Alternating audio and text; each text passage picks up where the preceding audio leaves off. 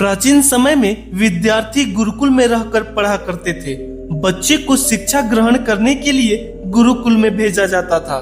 बच्चे गुरुकुल में गुरु के सानिध्य में आश्रम की देखभाल किया करते थे और अध्ययन भी किया करते थे।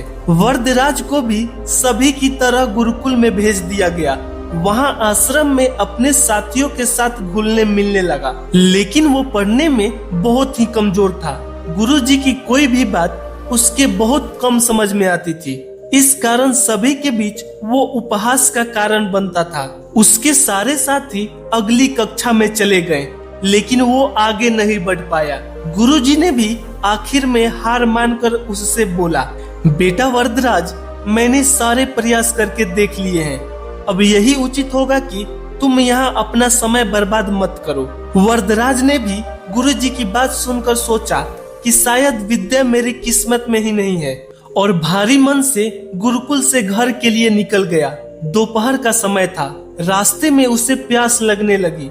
इधर उधर देखने पर उसने पाया कि थोड़ी दूर पर ही कुछ महिलाएं कुएं से पानी भर रही थी। वह कुएं के पास आया। वहां कुएं के पत्थरों पर रस्सी के आने जाने से निशान बने हुए थे। तो उसने महिलाओं से पूछा, यह निशान आपने कैसे बनाए? तो एक महिला ने जवाब दिया, बेटे, ये निशान हमने नहीं बनाए। ये तो पानी खींचने के समय इस कोमल रस्सी के बार बार आने जाने से ठोस पत्थर पर भी ऐसे निशान बन गए हैं। वरदराज सोच में पड़ गया। उसने विचार किया कि जब एक कोमल से रस्सी के बार बार आने जाने से एक ठोस और मजबूत पत्थर पर गहरे निशान बन सकते हैं, तो निरंतर अभ्यास से मैं विद्या ग्रहण क्यों नहीं कर सकता।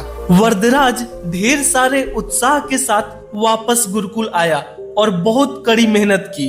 गुरुजी ने भी उसके मेहनत को देखकर भरपूर सहयोग किया।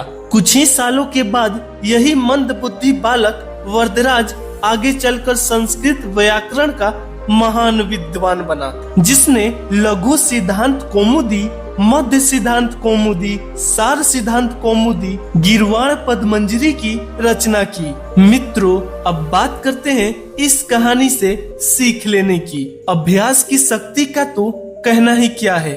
यह आपके हर सपने को पूरा करेगी। अभ्यास बहुत जरूरी है, चाहे वो खेल में हो या पढ़ाई में या किसी भी चीज में। बिना अभ्यास के आप सफल नहीं हो सकते हैं। अगर आप बिना अभ्यास के केवल किस्मत के भरोसे बैठे रहेंगे, तो आखिर में आपको पछतावे के सिवा कुछ हाथ नहीं लगेगा। इसलिए अभ्यास के साथ धैर्य, परिश्रम और लगन रखकर आप अपनी मंजिल को पाने के लिए जुट जाएं। दोस्तों, आप इस कहानी से क्या सीख लेंगे, आप हमें कमेंट में जरूर बताएं। हमारा ये YouTube चैनल अभी बहुत छोटा ही परिवार का है। हमारे परिवार में जुड़ने के लिए और अपने छोटे भाई को सपोर्ट करने के लिए हमारे चैनल को सब्सक्राइब जरूर करें। हम मिलते हैं ऐसे ही नए कहानी के साथ। तब तक के लिए नमो बुद्धाय।